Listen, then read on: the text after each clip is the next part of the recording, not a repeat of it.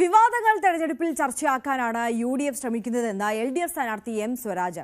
ജനങ്ങളുടെ പ്രശ്നങ്ങളും വികസനവുമാണ് എൽ.ഡി.എഫ് ചർച്ച ചെയ്യാൻ ഉദ്ദേശിക്കുന്നതെന്നും വിവാദങ്ങൾ ഒരിക്കലും എൽ.ഡി.എഫിനെ ബാധിക്കില്ലെന്നും എം സ്വരാജ് പറഞ്ഞു. വിവാദങ്ങൾ സൃഷ്ടിച്ചവരാണ് വിവാദങ്ങളെ സംബന്ധിച്ച് ഉത്കണ്ഠപ്പെടേണ്ടത്. തുടക്കം മുതൽ തന്നെ ഞാൻ സൂചിപ്പിച്ചിരുന്നു, ഈ തെരഞ്ഞെടുപ്പിൽ ഞങ്ങൾ ചർച്ച ചെയ്യാൻ ആഗ്രഹിക്കുന്നത് നാടിൻ്റെയും ജനങ്ങളുടെയും പ്രശ്നങ്ങളാണ്.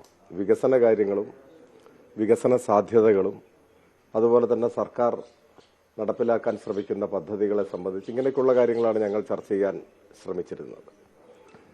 ഒരു തെരഞ്ഞെടുപ്പിൽ ജനാധിപത്യപരമായ ഒരു സംവാദം അർത്ഥപൂർണമാവുക അങ്ങനെയാണ് വികസിക്കേണ്ടത്. എന്നാൽ വിവാദങ്ങൾ ഉയർത്തിക്കൊണ്ടുവരാനുള്ള ശ്രമം നല്ലതുപോലെ പല ഭാഗത്തു നിന്നും ഉണ്ടായിരുന്നു. എന്തായാലും ഈ വിഷയങ്ങളിൽ ഊന്നി എൽ.ഡി.എഫ് യു.ഡി.എഫ് പോരും അതോടൊപ്പം പ്രചാരണവും മുറുകുമ്പോഴും നമുക്ക് പി.വി. അൻവർ ക്യാമ്പിലേക്കൊന്ന് പോകാം. ഇത്തവണ നടത്തുന്നത് ഒറ്റയാൾ പോരാട്ടമല്ല, ജനങ്ങൾ ഒപ്പമുള്ള പോരാട്ടമാണെന്ന് പി.വി. അൻവർ. മലയോര കർഷകരുടെ പ്രശ്നങ്ങളും വിഷമങ്ങളും ആദ്യം ഉന്നയിച്ചത് ആരാണെന്ന് ജനങ്ങൾക്കറിയാം. തനിക്ക് എല്ലാവരുടെയും വോട്ട് കിട്ടുമെന്നും വെൽഫെയർ, സമസ്ത, കത്തോലിക്ക കോൺഗ്രസ് വിഷയങ്ങൾ പരാമർശിച്ചുകൊണ്ട് അൻവർ പറഞ്ഞു. പിണറായി വിജയൻ ക്യാമ്പ് ചെയ്ത് പ്രചരണം നടത്തിയതുകൊണ്ട് ഒരു കാര്യവും ഉണ്ടാകില്ലെന്നും പി.വി. അൻവർ ന്യൂസ് 18നോട് പറഞ്ഞു. കഴിഞ്ഞ മുൻപുണ്ടായിരുന്ന പ്രചരണങ്ങളെക്കാളൊക്കെ തികച്ചും വ്യത്യസ്തമാണല്ലോ ഇത്തവണത്തെ പ്രചരണം. എനിക്കൊരു ഒറ്റയാൾ പോരാട്ടമാണല്ലോ, എങ്ങനെയാണ് കാണുന്നത്? ഒറ്റയാൾ പോരാട്ടം കുറേ നടത്തിയതാണല്ലേ.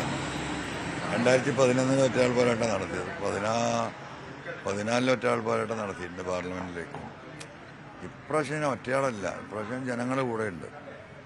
ജനങ്ങളോടൊപ്പം നിന്നിട്ടുള്ള ഒരു ജനകീയ പോരാട്ടമായി ഇത് മാറുകയാണ്. അതിന്റെ റിസൾട്ട് ഉണ്ടാവും. ഇപ്പൊ തന്നെ വെൽഫെയർ പാർട്ടി യു.ഡി.എഫിന് പിന്തുണ പ്രഖ്യാപിച്ചതോടെ സമസ്തയുടെ രണ്ട് വിഭാഗങ്ങളും അതിനെതിരെ രംഗത്ത് വന്നിട്ടുണ്ട്.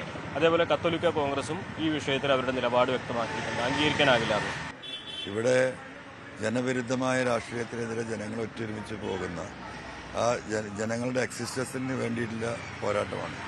യു.ഡി.എഫിനോട് വിരോധമുള്ളവരും എൽ.ഡി.എഫിന് വിരോധമുള്ളവരും വോട്ട് ചെയ്യുന്നതന്നെ ഉറപ്പിക്കും. ആ വിരോധം മാത്രമല്ലല്ലോ, ഈ വിഷയം പിണറായി വിജയൻ ആരാ അവിടെ ഉയർത്തിയത്? ആരാണ് ഈ പോലീസിലെ ഈ പറയുന്ന ഈ വിഷയങ്ങൾ ഉയർത്തിയത്? മലയോര വിഷയങ്ങൾ ആരാ? ആര്യാടൻ ഷൗക്കത്തിന്റെ എന്താ സ്ഥിതി? ജന്മത്തിൽ ഈ പിണറായി വിജയൻ കേരളം മുഴുവൻ ചർച്ച ചെയ്യുമ്പോഴും ഇന്നുവരെ ഒരു വാക്ക് പറയാത്തവനാണ്. 75,000 കുറയാത്ത വോട്ട് ഓരോ ദിവസവും അത് വർദ്ധിച്ചുകൊണ്ടിരിക്കും. ഒരു 35,000 വോട്ടിലേക്ക് ഒതുങ്ങും ഇടതുപക്ഷം. മുഖ്യമന്ത്രി ക്യാമ്പ് ചെയ്യാൻ പോകണം 3 ദിവസം ഇവിടെ വന്നിട്ട്. അദ്ദേഹത്തിന് ക്യാമ്പ് ചെയ്യാമല്ലോ. അദ്ദേഹം എവിടെയും ഈ പറയുന്ന തൃക്കാക്കരയൊക്കെ ക്യാമ്പ് ചെയ്തിരുന്നല്ലോ, പാലക്കാടും ഉണ്ടായിരുന്നല്ലോ. അതൊക്കെ കഴിഞ്ഞു.